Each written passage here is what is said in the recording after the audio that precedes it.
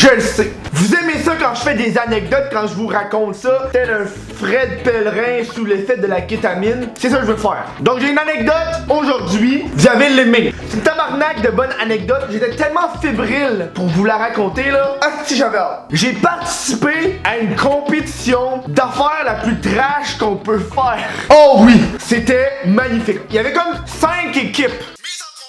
La compétition s'est faite dans une salle à genre 3h du matin là, quand que tout le monde est fucking sous et sous l'effet de drogues diverses. Et je me rappelle, on est rentré dans la salle où est-ce que il y avait plein de monde, tu sais, il y a des équipes et dans les équipes, ben, tu vas avoir des participants puis des personnes qui font juste regarder, tu sais, parce qu'il y en a des tabarnaks de lâche de même. Et là quand que je rentre dans la salle, fucking sous, t'as la table avec les juges et en face de la table, il y a une bâche par terre, genre bleue, avec une petite piscine gonflable. C'est pas le genre de contexte rassurant quand tu t'en vas dans une compétition de choses la plus trash qu'on peut faire. Là, tout le monde s'installe alentour de la bâche et tu le sais que s'il y a une bâche et une petite piscine, il y aura des liquides qui vont envoler un peu partout, là. Et je dis des liquides. Et là, moi, je m'en rappelle, au début, c'est un petit peu frêle. Le monde sont comme pas sûrs parce que veut pas, faut que t'augmentes les échelons de l'affaire la plus trash que. Moi, quand je suis arrivé là, je savais pas à quoi m'attendre. C'est la première fois que je participais, j'avais entendu des rumeurs. Parce que cette compétition-là, la règle numéro 1, c'est tu peux pas prendre de photos pis tu peux pas prendre de vidéos. Mais y a aucune tabarnak de règles sur faire une vidéo là-dessus sur internet puis parler de mon expérience. Fait qu'elle est chier, c'ti. Évidemment, la compétition doit commencer. Et là, t'as la première équipe qui avance ça. Et tu sais, c'est pas par tour de rôle, c'est tu y vas si tu penses que tu peux faire quelque chose de plus trash que l'équipe d'avant. C'est comme des rounds. Et là, la première équipe s'avance au milieu. Et je sais pas quoi m'attendre. Ça commence, il y a une fille qui se met à 4 pattes. Elle baisse ses pantalons. Fait que t'as juste son string à l'air avec son cul. Elle avait un beau cul. Et t'as un gars qui sort un petit sachet de cocaïne, qui le verse sur le cul et qui te sniffe ça. On est genre au moins une 50aine de spectateurs là, à regarder ça. Et c'est là que je me suis dit, ok, ça commence de même là. Là, la deuxième équipe embarque. Là, on est tous un peu sur le choc de la première chose qui s'est passée. Et la deuxième équipe décide que ils vont prendre la colle chaude et se calisser ça sur des bouts de lumière, genre. Je sais pas pourquoi il y avait des lumières, tabarnak. Fait qu'ils ont mis de la colle chaude sur des lumières et ils sont mis à lécher la colle chaude. Comme une femme hétérosexuelle qui a sa première relation lesbienne avec un vagin. Tu sais, genre... Elle va, mais avec prudence. Et là, c'est mon équipe qui embarque sur le terrain. Moi, je suis en arrière, je regarde aller, parce qu'on décide d'aller en premier round. Et là, ce qui se passe, c'est que t'as un gars qui arrive, tu sais, un gars assez bâti, là. Il descend ses pantalons, il y a une fille qui arrive avec la crème à barbe, qui crisse ça dans le crack de cul, qui se rase ça, qui pogne cette crème à barbe remplie de poils de cul, et une autre fille qui met ça dans une 2 pains et qui mange ça comme une sandwich. Ça, c'est mon équipe! Ça, je suis fier! Ça, là, let's go! Ah ouais! C'est la 4e équipe qui arrive. La 5e équipe, je me rappelle fuck all qu'est-ce qu'elle a fait, c'est dans calice de merde, là, j'ai carrément oublié. Elle te sort des souris mortes.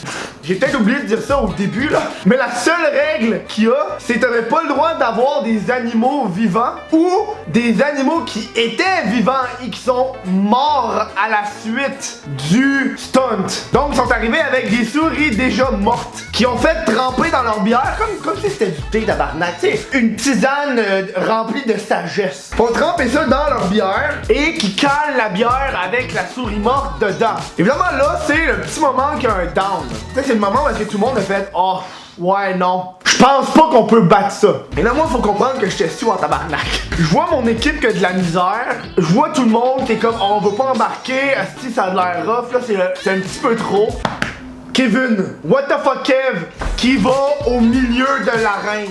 Et j'étais pompé. Et moi, j'étais pas prêt là. Je veux dire, c'est le genre de choses que tu prépares à l'avance. Moi, j'ai été sur un coup juste de fuck off, j'y vais. Je te spot la souris. La souris, elle a tombé dans la piscine avec, tu sais, il y avait comme de la bière dedans, tous les résidus de calice d'autres actions. Je te pogne la souris par la queue. Je fais patauger dans la piscine remplie de bière, de crème à barbe et autres liquides qui a dû genre tomber éventuellement, tu sais. Là, je te prends la souris, je te l'enligne. Et j'entends le monde qui font non! Non!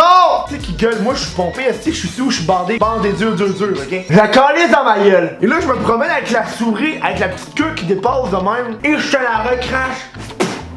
tel un volcan, hostie. J'étais fier de moi, là. Là, j'étais fier. Là, je me suis dit, gars, that's it. J'ai fait ma part. J'ai fait ma part. Et là, l'équipe qui avait apporté la souris, ils s'étaient encore plus préparés que nous autres. Parce qu'évidemment, j'ai peut-être te gâché ton punch, mais on n'a pas gagné. On a terminé deuxième. Et tu vas comprendre pourquoi on a terminé deuxième, parce que tabarnak, j'aurais pas fait ça.